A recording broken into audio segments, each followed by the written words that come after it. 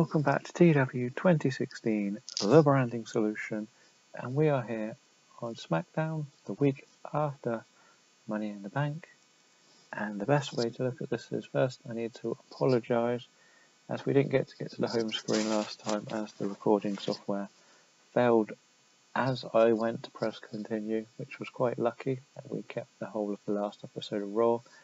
There wasn't too much to look at really. I have started some new storylines so we can do both at the end of this show, and we're going to look at the potential new storylines on Smackdown too, but for now we're just going to play out this card and see how well this one goes.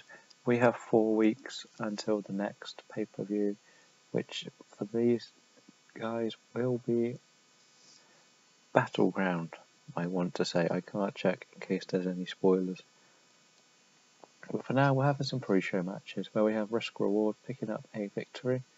At the moment, they are going to be a little bit of a job-in tag team for a couple of months until I can see how well we can do something with them. You need to build them up popularity-wise, so you need some wins, and this is the best way to do it. We then move on to give Naomi a victory over Taylor Hendricks.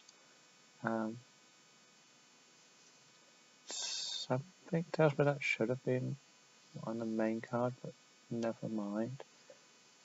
Never mind. We'll worry about that if something comes up later. We gave the New Midnights another victory just to keep their little push, keep them a relevant tag team. They've beaten Yule and Sharp, who are both doing pretty well and could become another jobbing tag team in the future. I gave Bailey a win over Cheerleader Mercer. As we know, Bailey is leaving us soon, so I'm going to try and give her one big match where she probably won't win, and then a load of pre-show matches against people I really want to just get a little rub off her for popularity and ability. We will see how it all pans out. And we gave G-Nex another victory. A turf toe, eh? I don't know what that is, and I just hope it's not good. That's okay, it wasn't one of my main roster's fault. I gave Alicia Fox a victory over Ruby Riott. Wanted to give her a good victory over someone rather than just be like an odd NXT talent. I'm going to try and give Fox a little bit more of a push. And this was my pre-show main event, I believe. I gave Nikki Bella the victory. No, I gave Levy Bates the victory over Nikki Bella. Oops, that should have been the other way around. But still, a 76 rated. Levy Bates gets a big push off that. So I'm actually happy as I should be for that. That was a bit of a mistake. In the pre-show, in the start of the show, we have Paige coming out saying she was so close to getting that win over Sasha Banks, and she wants another chance. Which brings out Becky, and Becky comes storming to the ring and goes, "Remember when you used to be my best friend? Were you going to work together to defeat Sasha? And all you did was go and claim your own title match when it didn't work out for us. You think you're going to be better than I will? I will be the best woman wrestler on this show, and I'll prove it to you when I beat you at Battleground." So we've teased about this match for a couple of weeks now. After Becky got pinned, she attacked Paige, but Paige got her singles match against Sasha Banks. The main reason Becky didn't get a singles match is she doesn't have any chemistry with Sasha Banks. So we made it a triple threat, and then we've worked out to do this to make Becky a heel. So we're going to have Paige and Becky as probably the semi-main going into the next pay-per-view, which I think is a good match for both. We then have, this is the final first round match of the Queen of the Ring. Gail Kim picks up the victory. I needed her and Natalya to get through, ideally for the leaders of the Lionesses. We then cut to Charlotte and Sasha talking about how they're going to stop Ember from causing any more trouble fight, Charlotte will beat Ember tonight, and then later Sasha will stop her winning the title for good. And we're just really just promoting the main event, which is going to be Charlotte Ember tonight. The main event and next pay-per-view is Sasha Ember. No guarantee who the champion is going to be, because Alexa Bliss is Money in the Bank holder. We might tease a few times, we might use it. I'm still unsure when to use it for Bliss. So we're just a nice 96, and we're showing that Ember is getting a hell of a rub off these two. So our next match, we have Bad and the Beautiful losing to SAS in a bit of a shock here. There was a fast roll up. Bad and Beautiful were not happy about losing this match. But afterwards, the SAS call them out and say, well, we just beat you. We want that shot at that tag title, and we want it at Battleground. And Bad and Beautiful were like, yeah, you know what? This was a fluke. We're going to make you pay. So they accept the challenge. So we have our tag team title match. And we just give them another team to face. I'm still unsure what will happen with this. And remember, technically Flawless have the Money in the Bank tag team if they want to use it.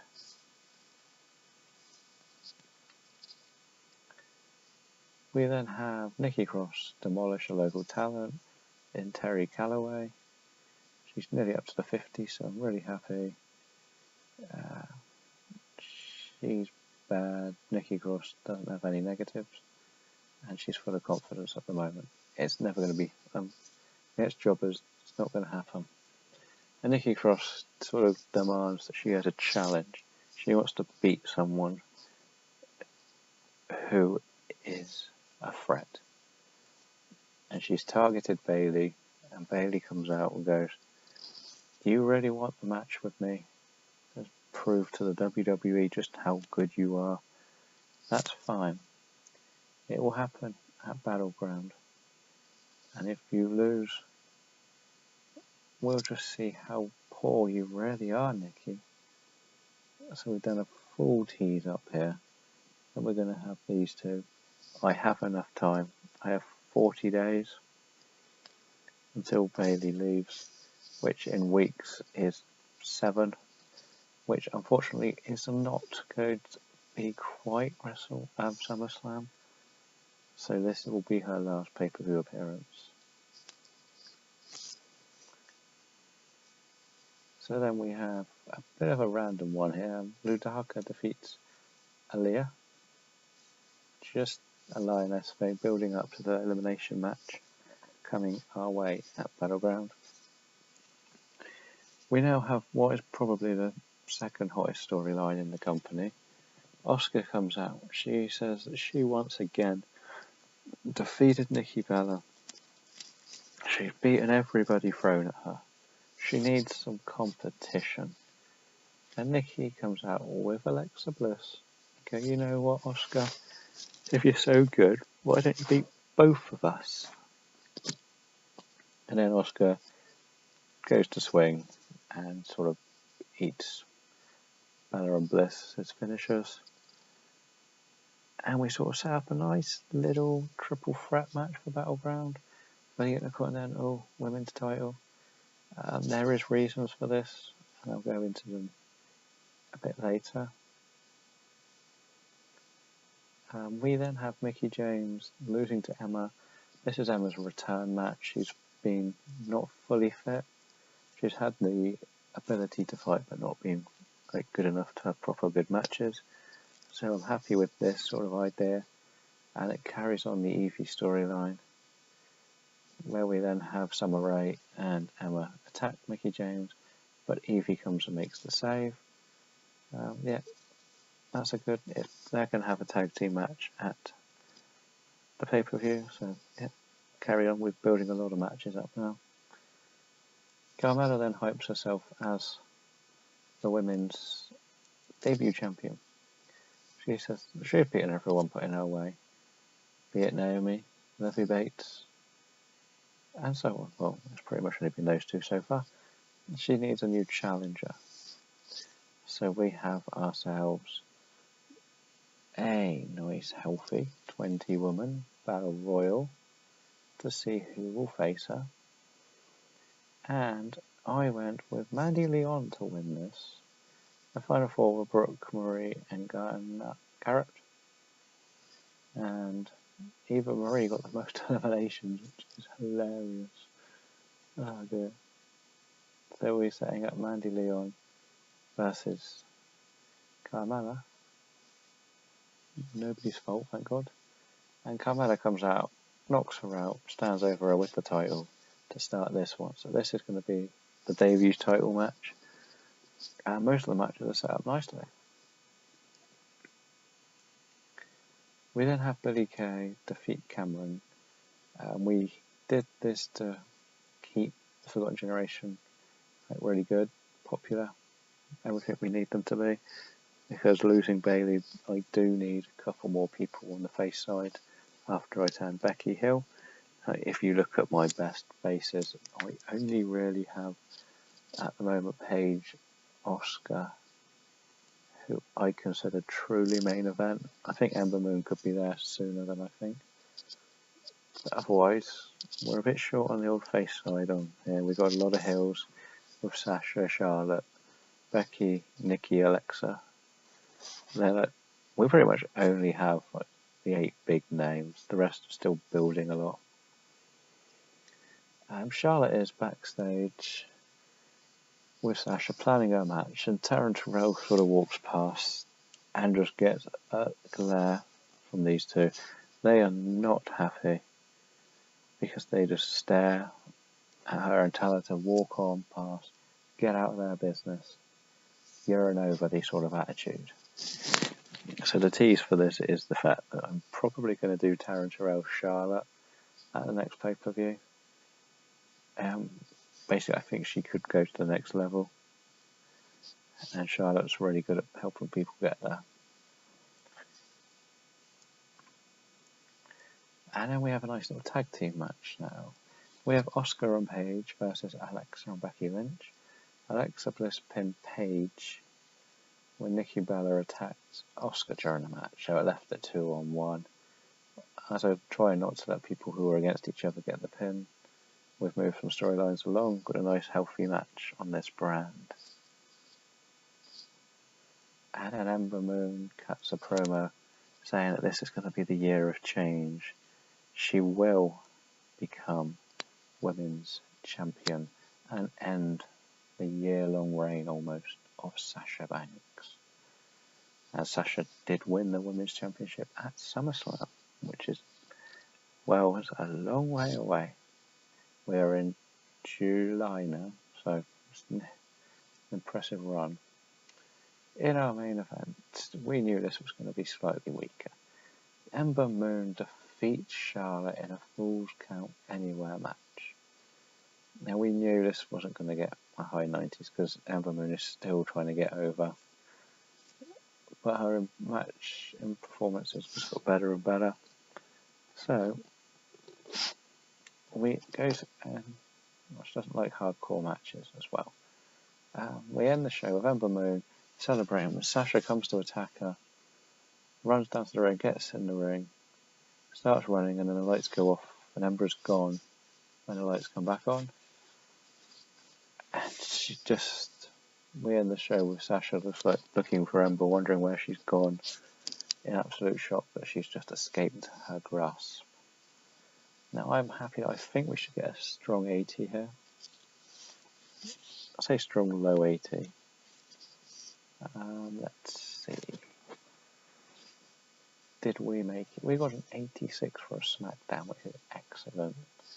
The promos helped a lot on this show. Like, we had a 94, we had a 92, we did 98 and a 96. So, and a 92 again. So, promos helped. We had 2 good main events. So I'm really happy with where this is going. We head back to the main screen and hopefully look at some new storylines. And we did actually make it back to the main screen today, so that's good.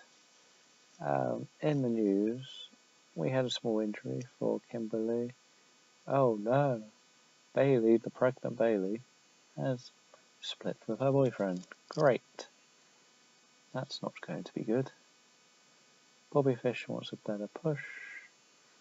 We just get told Paige, Angel Rose didn't even have a match. Ruby Riot is getting some praise. I like that.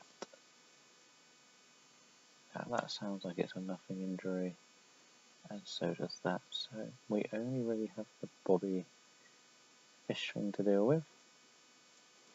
That's dealable with. It's not going to take too long, shall we say. We all know who he is, what he's capable of. He did just have a pay-per-view title match, so it does seem only fair that he goes to about a mid-carder. Fine. I'm not going to get upset with that. Okay, the new storylines that we're going to play out. There's a couple that haven't really started yet. So the Legend vs. Legend we know. We're going to call one the American brand, which we did see on Raw, O'Neil and Swagger. Best in the world is going to be Daniel Bryan and Kurt Angle. And the Corbin Destruction is with Jay Lethal. This one is down to the final.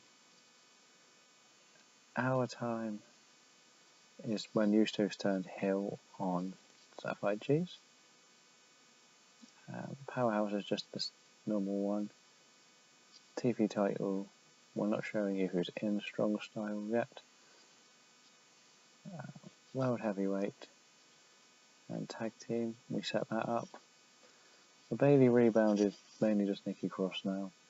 The Evie one we know. Glowing hasn't started yet. No Good Friends. The women's tag titles. The women's title. We will be taking Sasha out of that. The Midnights. The debuts. We will be taking Livy Bates out of that. And that one's set up and that one's fine. So there's not too much to worry about there. Creatively, we shall see just how popular we are.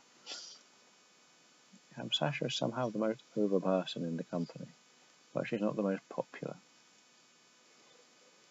None of the women are on that, which is a surprise. It's all Raw stars, but only Thunder Rosa's on that, which is good.